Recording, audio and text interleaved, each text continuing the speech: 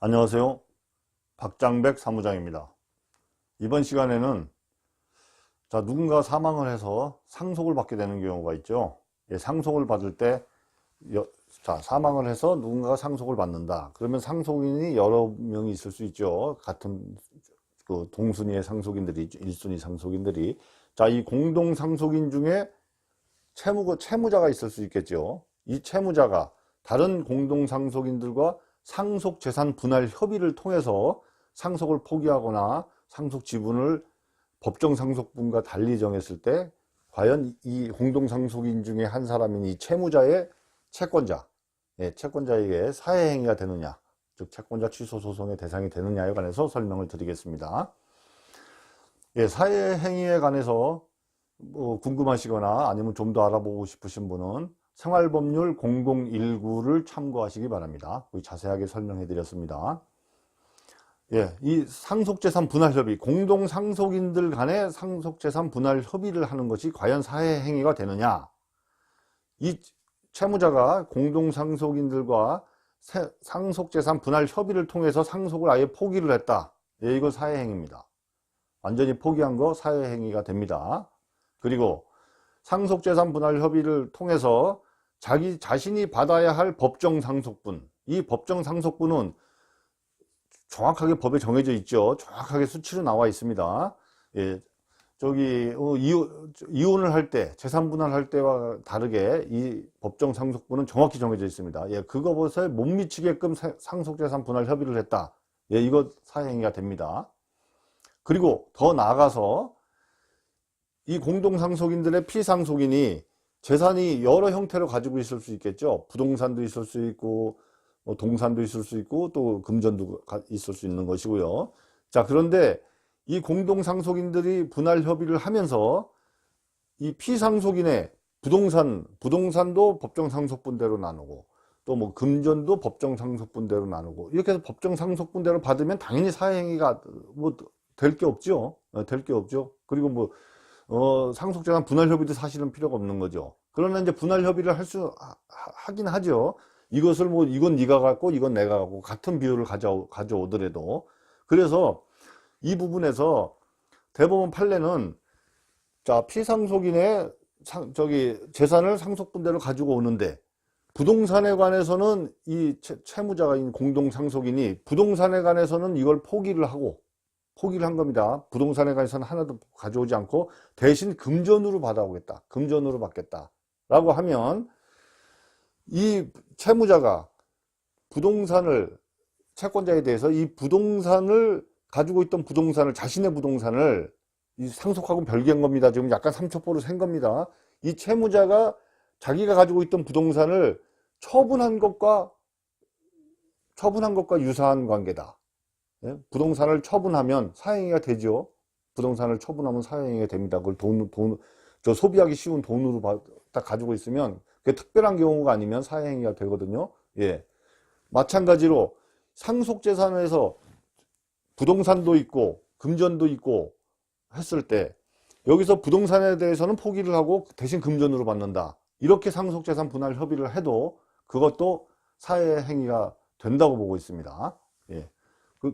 그렇게 사회행위가 되는 것입니다. 그러면 사회행위가 되면 이 공동상속인 중에 채무자의 채권자는 다른 공동상속인들을 상대로 그 부분에 대해서 사회행위 취소 소송을 해서 채권 만족을 얻을 수가 있는 것이죠.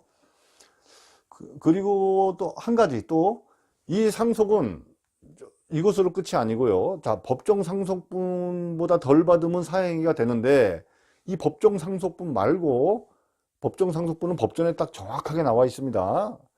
다 균분하죠. 배우자만 50%더 가산되고요. 이 법정 상속분이 아닌 다른 경우가 있을 수 있습니다. 뭐냐면 이 피상속인의 재산을 형성하는데 기여한 사람이 있을 수 있어요. 기여한 사람이 특별히 기여한 경우가 있을 수 있습니다. 그럼 이 사람은 상속분을 달리 정해야 되는 거예요. 달리 정해야 하는데 이 부분에 대해서는 저희 상속재산 분할 협의를 통해서 이 사람은 기여를 많이 했으니 법정 상속분보다 예를 들어 몇 프로를 더 주겠다, 얼마를 더 주겠다라고 해서 분할 협의를 하는 경우가 있습니다. 그러면 이 분할 협의를 이렇게 했을 때는 아까 말씀드린 법전에 명확하게 표시되어 있는 법정 상속분보다 이 채무자는 덜 가져갈 수밖에 없겠죠. 그 특별히 기여한 사람이 더 가져가니까 그만큼 덜 가져올 수밖에 없는데, 이런 경우라 하더라도, 법정 상속분보다 덜 가져온 경우라 하더라도 이런 경우에는 사회행위가 되지 않습니다. 예, 이런 경우는 사회행위가 되지 않는데, 그러면 여기서 이제 문제가 생기죠.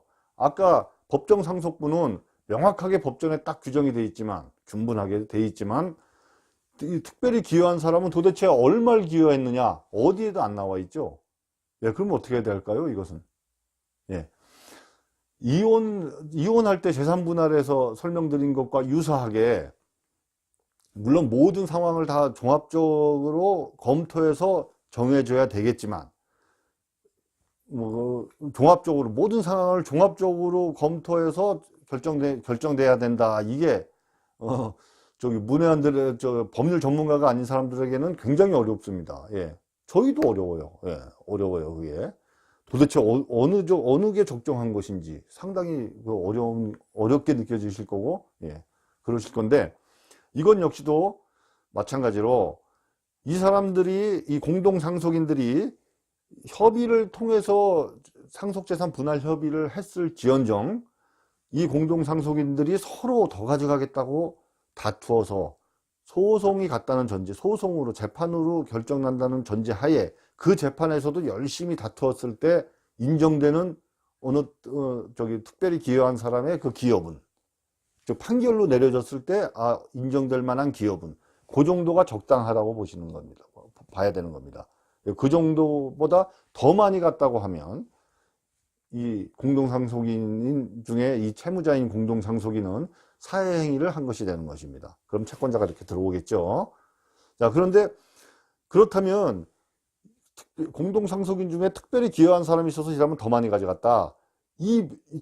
더 많이 가져간 건 맞는데 이것이 적당하냐, 적당히 더 많이 가져갔느냐, 아니면 과하게 많이 가져갔느냐, 즉 공동상속인 중에 채무자가 적당히 준 거냐, 더 준 거냐, 이것이 또 채무자의 채권자가 다른 공동상속인들을 상대로 사회행위 취소 소송을 했을 때 쟁점의 핵심이 되는 부분이죠. 핵심이 되는 부분입니다. 자, 이럴 때 뭐라 해서 입증을 누가 해야 되느냐, 채권자가 소송을 했을 때 이 부분에 대한 입증은, 여러분 이혼할 때 재산 분할할 때는 그 적정한 부분을 초과해서 갔다는 부분을 누가 입증해야 된다 그랬어요? 채권자가 해야 된다 그랬죠. 채권자가 해야 됩니다. 그런데 여기서는 채권자가 적정한 부분보다 더 많이 갔다는 걸 채권자가 입증하는 게 아니고 채무자가 입증해야 됩니다. 채무자에게 입증 책임이 있습니다. 입증 못하면 채무자가 패소입니다. 예. 왜 이것은 채무자냐, 그리고 그것은 왜 채권자냐, 그거는 저도 깊이 생각해 보진 않았고요.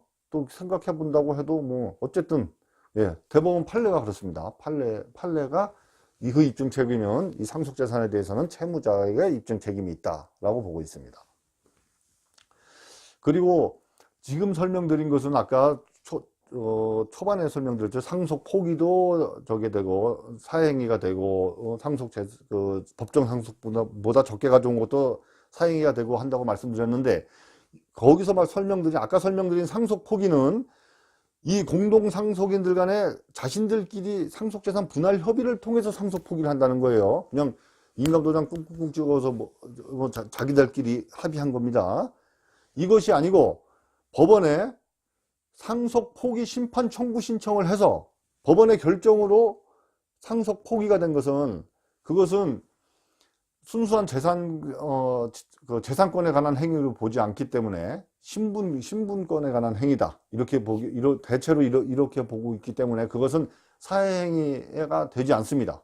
채권자 취소권의 대상이 되지 않습니다. 상속을 법원에다가 상속 포기 심판 청구를 해서 상속 포기를 한 것은 사행위가 되지 않습니다. 한 푼도 안 가져와도. 예. 이상 마치겠습니다.